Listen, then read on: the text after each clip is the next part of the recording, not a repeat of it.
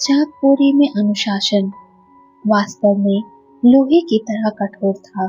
चाकपोरी का अर्थ होता है लोहे का पहाड़। बहुत से दूसरे लामा मठों में संगठित अनुशासन थोड़ा सा ही होता था अथवा रोजमर्रा का काम होता था। भिक्षु आराम से जैसा वे चाहे काम कर सकते थे। शायद हजारों में से एक ही उन्नति करना चाहता था और वह लामा बन गए थे, क्योंकि लामा का मतलब होता है एक अच्छा आदमी। यह सभी पर लागू नहीं होता। हमारे लामा मत में अनुशासन कठोर था, चुभने वाला भी। हम विशेषज्ञ बनने वाले थे, अपनी श्रेणी के नेता बनने वाले थे और इस श्रेणी के लोगों के लिए यह प्रशिक्षण बहुत आवश्यक समझा जाता था। हम बच्चों को सहायक के सामान्य सफेद पोशाक को उपयोग नहीं करने दिया जाता था, बल्कि स्वीकृत भिक्षु की दूसर लाल रंग की पोशाक पहननी पड़ती थी। हमारे यहाँ घरेलू काम करने वाले भी थे, परंतु ये भिक्षु सेवक भिक्षु थे जो लामा मठ के घर की देखभाल किया करते थे। हम घरेलू कार्यों की ओर यह निश्चित करने के लिए मुड़ते थे कि हमें उभारने वाले विचार नहीं आए। हमें हमेशा बौद्ध धर्म की पुरानी कहावत याद रखनी होती थी, खुद उदाहरण बनो, केवल अच्छा करो और किसी को नुकसान मत पहुंचाओ। ये बुद्ध की शिक्षाओं का निचोड़ है। हमारे स्वामी सहायक, जिसका नाम लामा चामपाला था, वे मेरे पिताजी के समान ही कठोर था और तत्काल आज्ञा पालन कराना चाहता था।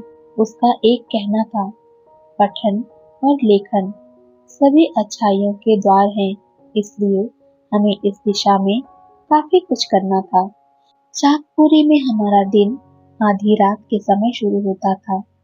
जैसे ही आधी रात को तुरैया बस्ती धुंधले गलियारों के बीच में से प्रतिध्वनि करते हुए हम अपने गद्दी के बिस्तरों से उगते उगते बाहर आ जाते और अपनी पोशाक के लिए अंधेरे में फूहड़पन करते। हम नंगे सोते थे, जो तिब्बत में सामान्य रिवाज है। इसमें कोई दिखावटी लज्जा नहीं है। अपनी पोशाक पहनकर हम भागते, अपने सामान को समेटकर अपनी पोशाक के सामने वाली जेब में रखकर अपने साथ ले जाते। रास्ते में नीचे जाते जाते हम आपस में बातचीत करते। उस वक्त हम अच्छे मिजाज में नहीं होते। हमारे शिक्षण का एक भाग था शांति के साथ आराम करना।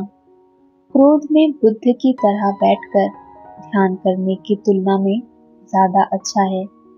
मेरा अनगरल विचार अक्सर होता था, ठीक है, लेकिन हम शांत मन के साथ आराम क्यों नहीं कर सकते?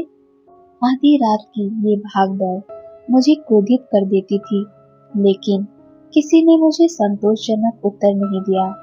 सैकड़ों भिक्षु और बच्चे पालथी मारकर जमीन पर अपनी अपनी गद्दियों पर बैठते।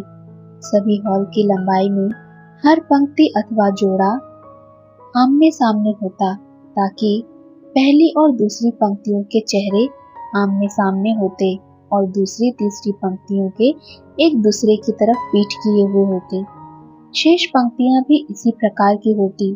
हमारे पवित्र भजन और गानों के लिए विशिष्ट धुनों की आवश्यकता होती थी, क्योंकि पूर्व में यह माना जाता है कि ध्वनियों में शक्ति होती है।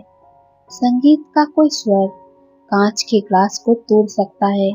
इसी प्रकार स्वरों का संयोग पारलौकिक शक्तियों को प्रत्यक्ष कर सकता है। कानग्यूर का भी यही मत था।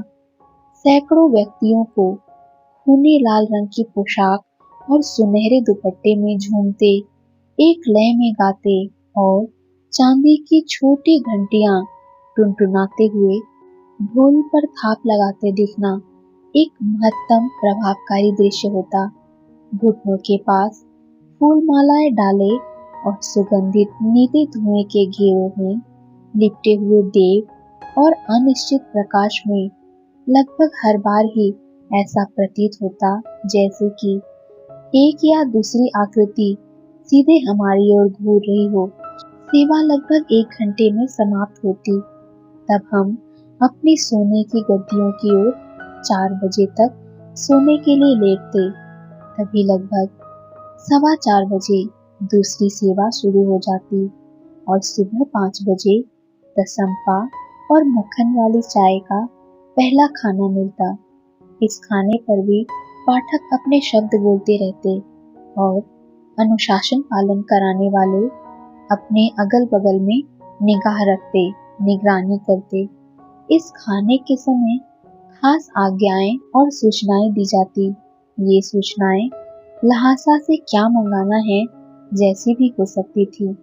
और तब नाश्ते के समय उन भिक्षुओं के नाम पुकारे जाते जिन्हें इस सामान को लाने अथवा इकट्ठा करने के लिए जाना है।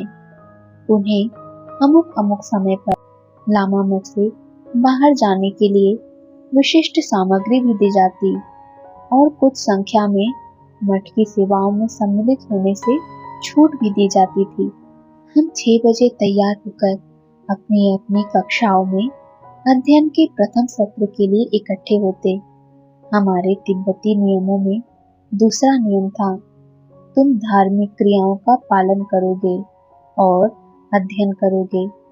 मैं 7 साल की उम्र में अपनी अज्ञानता की अवस्था में इसे नहीं समझ सका कि हमें इस नियम का पालन क्यों करना पड़ता है, जबकि 5वां नियम, तुम अपने से बड़ों का और जो उच्च वर्ग में पैदा हुए हैं उनका आदर करोगे, पूरी तरह से तोड़ा जाता था।